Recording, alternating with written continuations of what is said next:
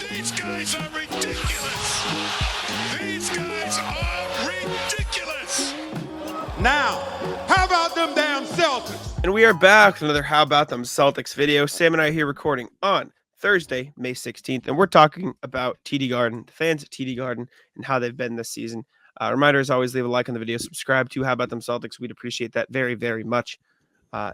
So basically, Celtics, 2 rounds through the playoffs so far, heading to their 6th Eastern Conference Finals in the last 8 years. But it hasn't really felt like the playoffs at TD Garden. It's been pretty quiet. Fans have been pretty mild-mannered. The first time they really got into it, got juiced up, was Game 5 against the Cavs. Al Horford took it upon himself to pump them up, get after it, went over to them, got them riled up. And all night long, every time Al Horford did something, the fans would get pumped up. And he's kind of sort of set that tone. Jason Tatum hits a big 3 in the fourth quarter to help ice the game. Fans get pumped up. Big pass and dump off to Al Horford from Jaylen Brown. Fan gets pumped up. But it just really hasn't felt like there's a ton of juice in the building throughout the playoffs so far until Game 5. And I don't know. I feel like the trend ends there. I think it'll get ramped back up in the Eastern Conference Finals, but it has been weird to sort of watch play out. It is strange. And, the Garden has been somewhere in the past that has been a very difficult place for teams to win, over the last couple seasons since the 2022 Finals run. They had been 500 up until, I think, this series, or after they lost Game 2 in this series or whatever. They are right around 500 regardless. They do not win significantly more games at home than they lose. And it's somewhat of an alarming trend. We've talked about it on here. We had the conversation about whether or not home court should matter. And you tweeted at me yesterday, and it was a really good take on it, I think. It matters if the people in the stands are engaged. It's twofold. It's not just on the players, it is on the fans. But then you think, and you're like, well, why are they not engaged? It is no secret. It has felt like regular season games in there, whether it's because fans are just bored, they are being priced out, which could be a thing, or because they are anxious because these guys just kind of don't win at home anymore as consistently, even though this year they're up to 4-2 at home. But just wanted to take a look, opened up Game Time. We can start talking about the ticket pricing. If you want to go to Game 1 or Game 2 for the conference finals, it is $273 to get in the door. If you want to go to Game 5, it's $381, and a Game 7 would be $623 to even get in. This is not sit in the loge, the low bowl. It is sit probably with your back against the wall on the baseline. These are not the best seats. And it does raise a fair question of people being priced out. Well, the problem with that argument is Madison Square Garden is unbelievably expensive to go see a Knicks game. The Knicks games are so expensive right now that people that are Knicks fans were going to Philadelphia because it was cheaper to make the trip to Philly, buy tickets at Wells Fargo, and go see their team play. So I don't know if that's a fair argument because those fans are unbelievably crazy. They are very loud, and they have brought energy in all of those Knicks playoff games. If you want to make the comparison, they are certainly not bored. All of these Knicks games are chaotic, go down to the wire. Their team is having to fight tooth and nail because all of these games are so close. Jalen Brunson is a true cult hero for them. He's very much 2017 Isaiah Thomas, like the way he is connected with that fan base, and they all want to get behind him. So that's a reason why they may be louder than the Celtics fans have been, because Celtics fans are just bored. They're just like, yeah, conference finals, book it every year. Be there no matter what. 3 straight conference finals. Now I think you may see Celtics fans begin to care, but it has been a really, really strange, quiet start to the playoffs. And Game 5 against Cleveland was a great refresher because it was awesome. Al Horford had the place jumping. He was hustling. The fans were appreciating the hustle, and they actually got loud. And it felt a little bit like pre-COVID in there. Yeah, I don't think it's the pricing. Ticket prices are expensive everywhere, like you mentioned with MSG.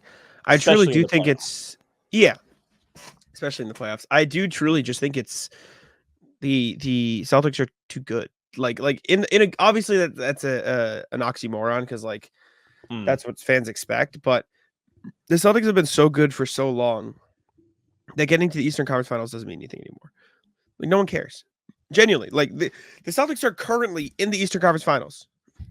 It's just an everyday thing. No one gives a shit. It's just because that's where they're supposed to be. That's the benchmark they've set for themselves over the year. That's how good they were in the regular season. And so PrizePicks is America's #1 fantasy sports app with more than 3 million members. It is the easiest and most exciting way to get in on the action while you watch your favorite sports and players. You just pick more or less on 2 or more player stats and watch all the winnings roll in. You can now win up to 100 times your money on PrizePicks with as little as 4 correct picks.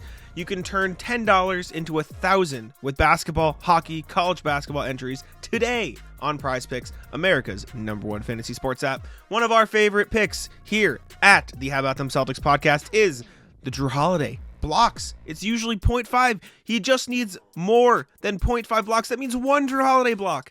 And that pick is in the bag. PrizePicks is really simple to play. I can make my picks and submit my entry in less than 60 seconds. Download the app today and use code CLNS for a first deposit match up to $100. Again, download the app today and use code CLNS for a first deposit match up to $100. Pick more, pick less. It's that easy. Well, yes, it's the playoffs, and we've talked about this over the last few years. Every win is not like, holy shit, they won, this is awesome. It is, okay, cool, they did what they're supposed to do. It's a relief. There's no joy in a single playoff win anymore. It's a relief. And every loss is the end of the world. Like, from the way articles came out and people reacted throughout the playoffs so far, you'd think the Celtics, like, every loss was worth 4 losses and every win was worth, like, a third of a win. Like that's how people react to these things. And that's just a product of how good the Celtics are and how high the expectations are.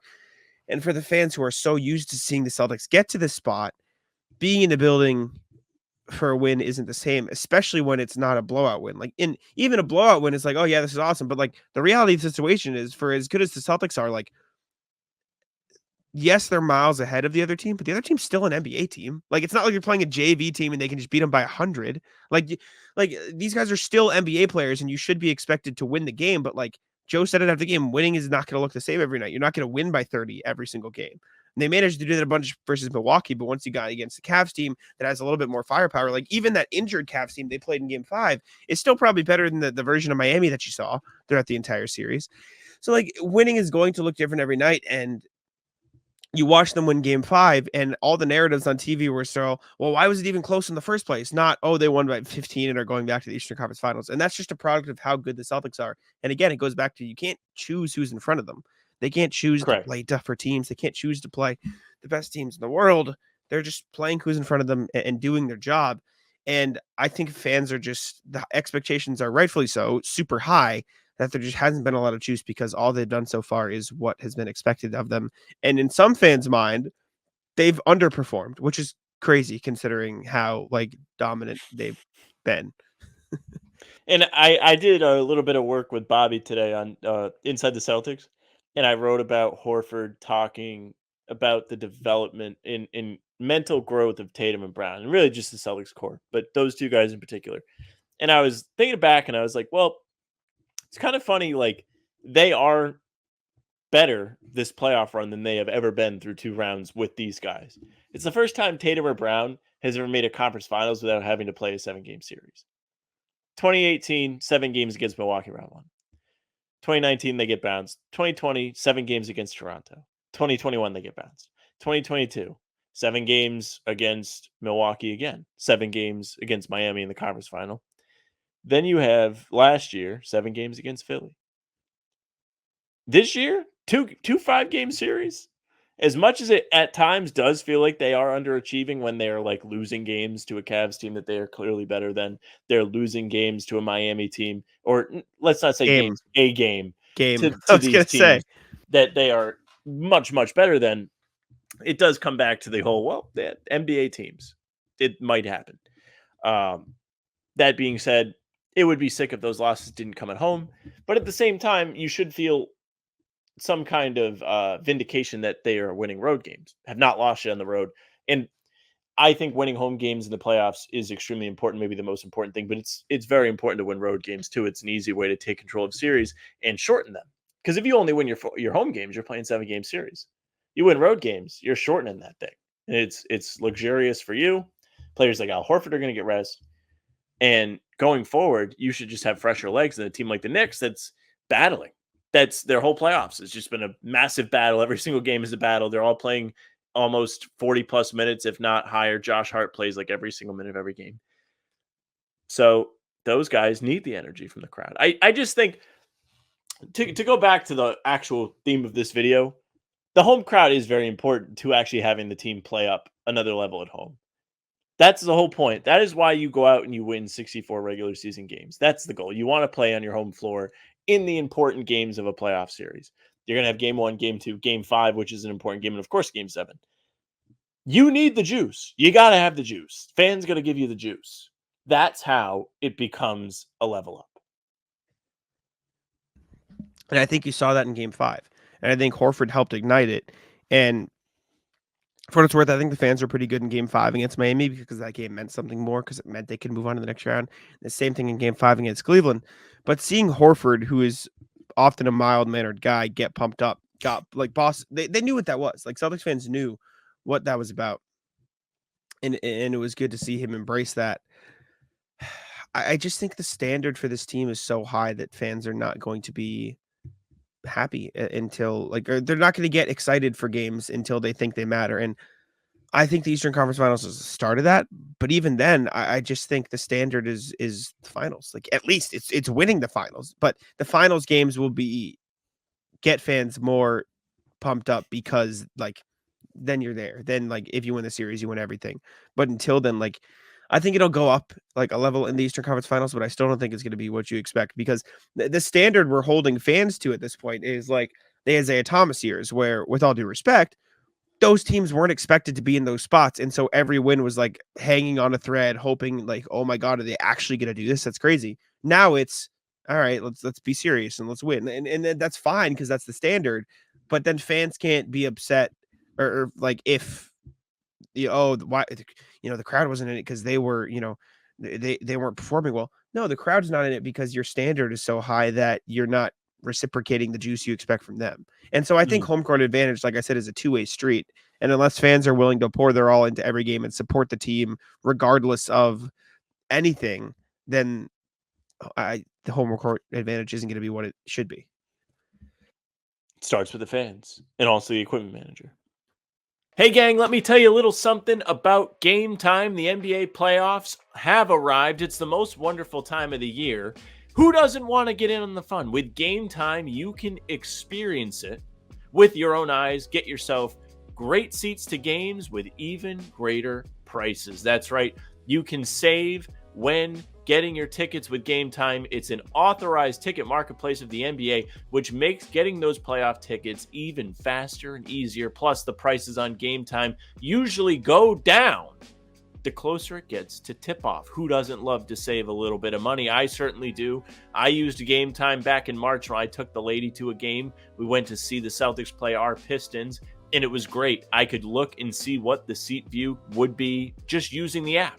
Didn't have to be surprised when I showed up. Plus, you do get those last-minute deals. They have the flash deals and zone deals. Zone deals, which you can choose a section of the arena and let Game Time choose those seats. You'll save a little bit of money that way.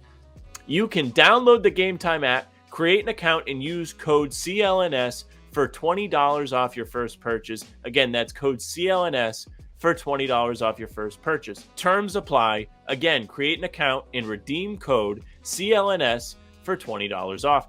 Download Game Time today. Last minute tickets, lowest price guaranteed. Sure. Equipment manager.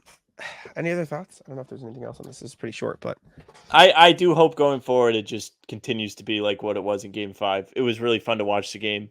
That game is the type of thing you go and look back at in August. And you're like, this is why I love basketball. This is why I wish I was watching a game today. And I just love the energy the fans gave the team. I think they will show up for the conference finals, especially if it's the Knicks. There's already juice there. The Knicks fans are the worst people ever. Most Celtics fans understand that. And they will want their team to perform well. Like, the stakes are real now. The stakes were always real, but the risk versus reward is not. The reward of winning games in the early rounds is nothing. You don't feel achievement. It's not anything. I mean, do you really? You have to win them. It's that's like the reward is you sport. keep going. It's an obligation.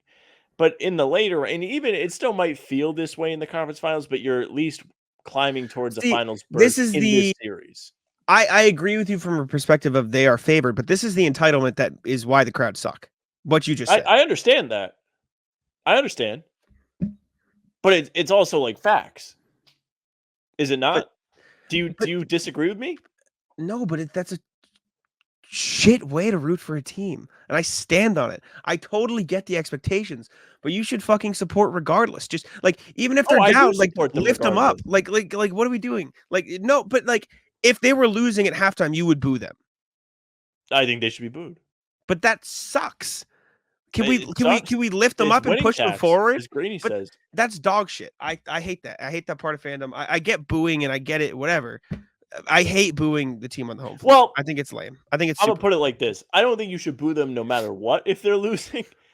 Like, I don't think they should have been booed in game 5 when they were down 6 points, whatever the lead got to. But when it's like a game 2 type performance, I think the boos should come out. I think it's When lame. you're getting the doors blown off you, I think the boos come out. Whatever.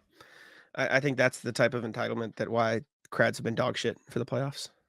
I don't disagree. They're bored. It's lame. Be better. Fans need to be better. Don't be bored. Be engaged. It's the fucking playoffs. This is what you waited for all year, and you're gonna still be bored. Don't Dog get shit. mad at me. I'm not mad at you, but I'm You just agree saying with that you agree with like what I'm saying. You just don't. I think agree that's with a good way to support a team. I agree. I think it's ass, and Yeah. it's why we get in so many fights on the podcast. It's just what it's come to. I think people are impatient too. Like it's like, Lame. all right, it's time. It sucks. But it's time. But they can't do anything until you support them and help They them get can't. there. They can't. They have to It's play like the games. it's pre-anger, and it's fucking stupid. I hate it. I hate it. It is my least favorite thing.